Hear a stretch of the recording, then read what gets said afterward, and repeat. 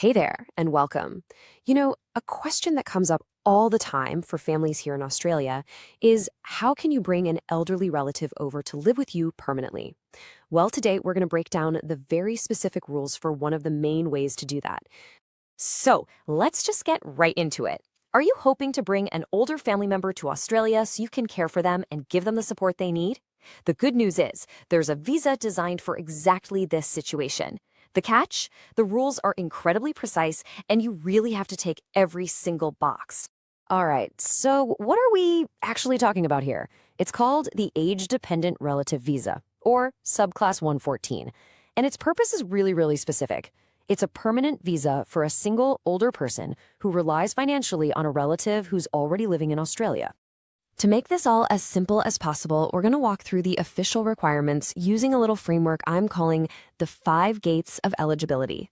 Think of it like a checklist with 5 key checkpoints you have to pass through to see if this is actually a realistic option for your family. First up, gate number 1. This is all about the person you're hoping to bring over, your relative. Their personal situation is the absolute starting point, and if it doesn't line up, you can't go any farther.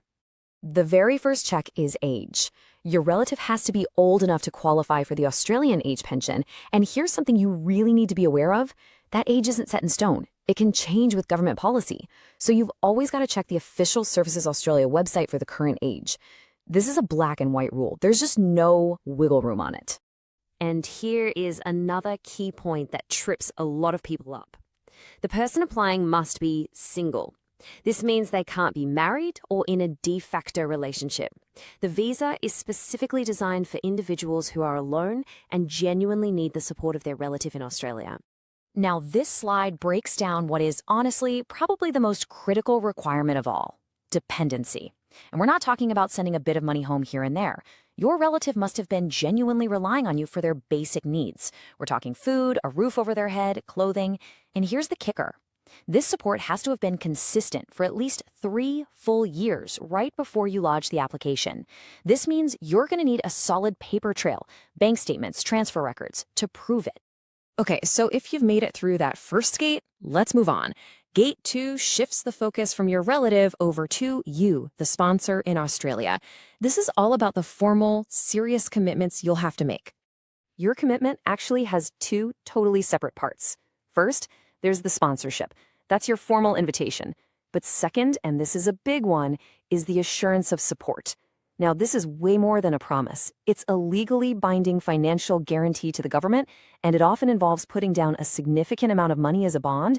It confirms your relative won't need to access most government Social Security payments once they arrive. And you don't have to take my word for how serious this is. This quote from the Department of Home Affairs says it all. The assurance of support is their guarantee that bringing your relative here won't become a cost to the Australian taxpayer.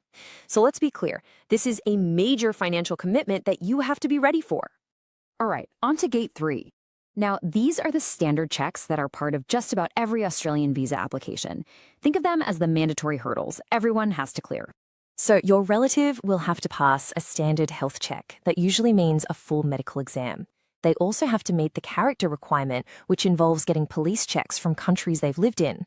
And, interestingly, even though this is for an aged relative, if they happen to have a dependent child under 18 applying with them, the government also has to agree that granting the visa is in the child's best interests.